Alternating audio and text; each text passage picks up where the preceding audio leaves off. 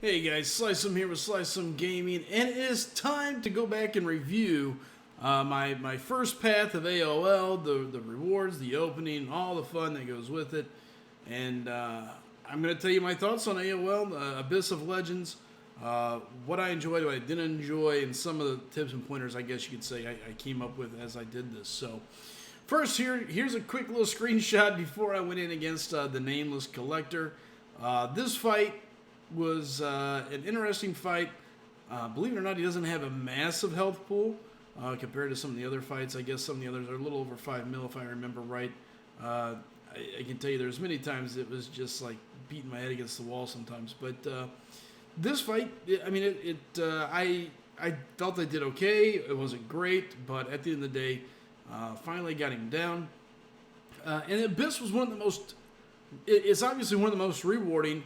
And as you can see here, I'm talking about the rewards. There's the 3 T5B, 7 T2A, the gold, 6 stones, the 5-star crystal. Now, I also formed, as you can see, another T2 alpha, another T5B, and the other prizes here, the big prizes, the 20,000 6-star shards, the 6-star awakening gem, and the T5CC, or the Tier 5 class catalyst. Which is the big thing that allows you to take a champion up to rank 3. And so now we're going to go to the opening. So I finished this while I was at work, and I had to open it right away. If some of you don't know, Kingpin now works for me, so I was finishing it up. I was keeping my alliance mates informed as I was going through it. And Kingpin is across the street from me in our other bay, and he messaged me. He goes, "Dude, are you opening them right away? Are you opening the rewards?" I was like, I can't wait. He's like, "Okay, I'll be over, man." And so he came over. I finished it, and then I was like, "All right, let's see how lucky we're gonna get." So, as you see here, I'm scrolling through. I'm going to show you some of the rewards, and then we're going to open these in a specific order. We're going to open the 5-star crystal, the 6-star crystals, and then go to the T5CC and the Awakening Gem. The Awakening Gem first, then the T5CC, because I want to know if any of the 6 stars are going to possibly influence what happens to my Awakening Gem. I've got a couple 6-star champions that I'd love to see get awakened. I've got a 6-star Namor, I got a 6-star Aegon, I got a 6-star Human Torch. Those 3 are big champions that I would love to get awakened, and if I could pull those, that would be huge. Now, for this 5-star crystal, there's a couple champions that I'd really, really like. Nick Fury, Omega Red, and Corvus. These are the 3 5-star champions that I'm really looking for. Like, those are champions I'd still rank up without thinking about, okay? For me, a lot of this comes down to 6 stars now. I'm not saying that you shouldn't be worried about 5 stars. I'm just saying, there's no longer a prestige champ. I have Doom and I have Silver Surfer, both rank 5, both SIG 200. So that's not going to change. And as you can see here, the first 5-star, the only 5-star is Hawkeye. So this was super disappointing for me. Again, 3 champions, though, that I'm really looking for. The odds are not in my favor, but not bad. It is, some ISO, it's some gold, and more importantly, more 6-star shards. So, as I said, if it wasn't Corvus, Omega, or Nick Fury, I really wasn't overly concerned about the 5-star crystal. Now, 6-star crystals. Couple different 6 stars out there that I like. Obviously Corvus, obviously Omega, Nick Fury.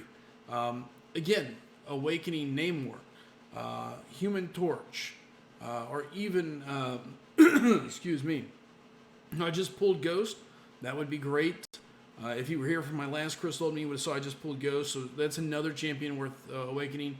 Human Torch, Namor, and I can't believe, Aegon.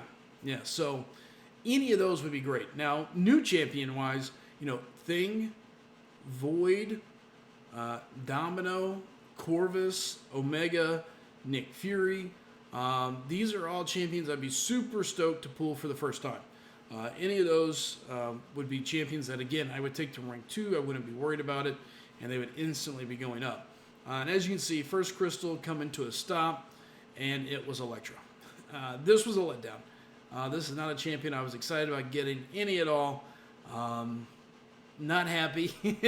And I was just like, You know, I don't do a lot of arenas, so I'm not like, oh, yay, arena points or anything like that. I was just like, okay, that's not what you're open for. So second crystal in the loop, it's spinning. And again, that's what we're looking for. Let's go back and talk a little bit about Abyss. You know, it was a great time. Some fights cost me a lot more than they should have. You know, two of the fights that really stick out in my mind that I played terrible against was Iron Man Infinity War and Venom the Duck. I think had I played those guys a little bit better, I probably could have saved myself about 1,000 units in total. Both of those fights cost me about 1,000 units, way more than they should have. Way more than they should have, really. So, all right, second crystal, and it's Phoenix. So for a lot of people, this is a crystal or a pool that they're just kind of like, on. For me, I'm excited. This is another champion that I would love to see awaken. So it gives me another class that I'd like to see out of my Awakening Gem. So I'm okay with a lot of different classes with my Awakening Gem. If I pulled Cosmic, I would use it on Phoenix. She's a prestige monster. She's got great prestige. I use her all the time in Map 7. So for Map 7 in AQ, I use her for a lot of paths. She can handle a lot of paths.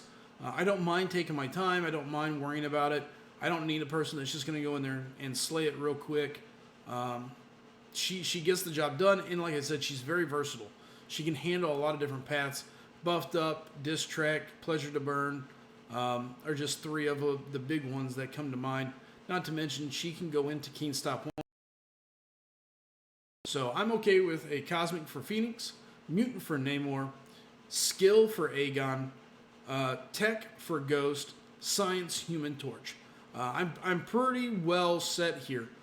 Mystic is the only gem I'm really not excited about at this point. And as you can see, it's stopping, and it looks Mystic, and it rolls over to Skill, and I was super excited about this. Again, I've got Aegon, and now the question is, do you dump the stone in him and go ahead and sig him up? I've got a ton of Sig Stones that I've been saving, waiting to put in a champion, and Aegon will likely receive those. Now, the downfall is he's not super big on prestige, which is something that does come into play when you're talking about Map 7 alliances and trying to continue to push up the ladder in AQ finishes. So, that part kind of sucks. But, at the end of the day, it's tough to argue to or rank 3 Aegon, depending on what I pull here. Now again, let's talk about these. This is where it's tricky.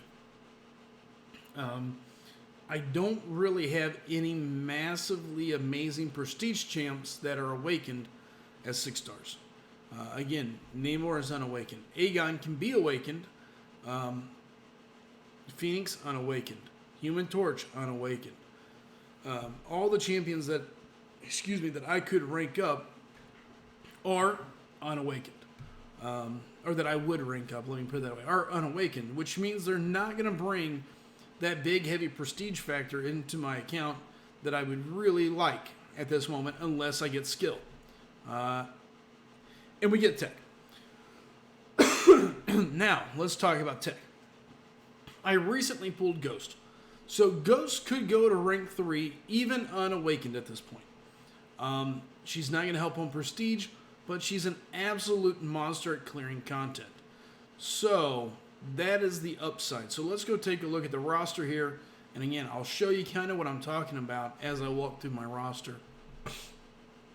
And you can see the 6 stars, and you can take a look and see the 6 stars and see what I'm talking about. There it is. There's the Namor.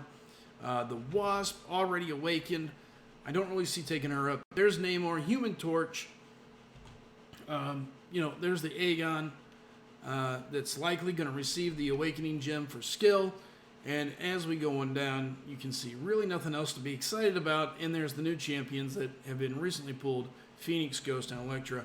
And now those Ghosts now can go to rank 3. And honestly, likely will. So now the decisions of rank ups is what's next. So let me say this. I had a great time inside Abyss. I thought it was a lot of fun. It was interesting. It was costly, but the rewards are some of the best. So Anyway, make sure you check out the video, hit the like, hit the subscribe, follow me, hang out with me, check me out on Twitter, at Slice'em on Twitter, and come back and check me out live.